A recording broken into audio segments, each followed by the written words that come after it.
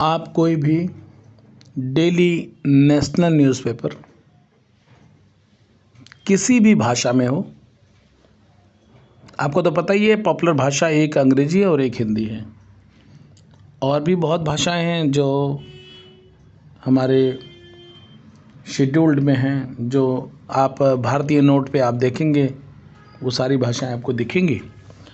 खैर, जब अखबार पढ़ते हैं तो आप ये पढ़ेंगे कि कुछ चीज़ें मेरे मतलब की नहीं है लेकिन आपके मतलब की है, क्योंकि लीगल चीज़ों को देखना बहुत ज़रूरी है, फाइनेंशियल को भी देखना बहुत ज़रूरी है, सोशल को भी देखना ज़रूरी है, पॉलिटिकल को भी देखना ज़रूरी है।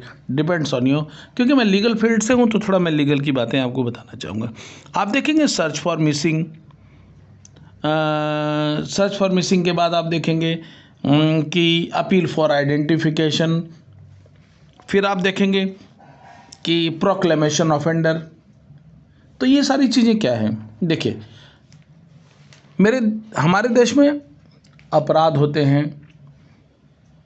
अपराध के सिलसिले में किसी की हत्या हो जाती है, रोड रेज हो जाती है, डकैती, लूट, मर्डर, हत्या, तो यूं ही लाशें पड़ी होती हैं। तो उसके आइडेंटिफिकेशन के लिए कंसर्न पुलिस स्टेशन, और अगर कंसर्न थाने में ये कोर्ट में थाने द्वारा अगर ये प्रोसीडिंग हो चुकी है तो कंसर्न न्यायालय के माननीय जज साहब के द्वारा ये नोटिफिकेशन होता है। लेकिन मिसिंग की बात है तो कंसर्न पुलिस स्टेशन के एसएचओ साहब या पुलिस कमिश्नर या असिस्टेंट पुलिस कमिश्नर जो भी उनके द्वारा होता है।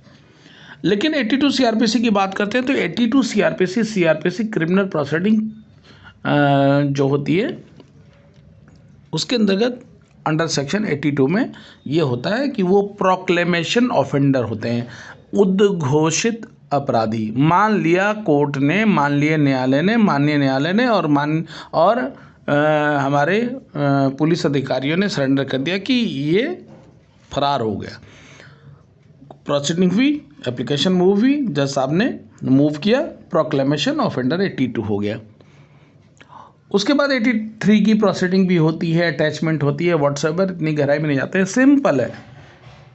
अगर कोई भगोड़ा है और किसी भी भारतीय नागरिक को ये पता है कि वो भगोड़ा है तो वो उसकी अरेस्टिंग करके माननीय न्यायालय और संबंधित पुलिस स्टेशन में इसकी सूचना दे सकता है। ये जनहित में है और उनके लिए कानून व्यवस्था, न्यायालय, स्टेट कोई रिवार्ड भी कर सकती है,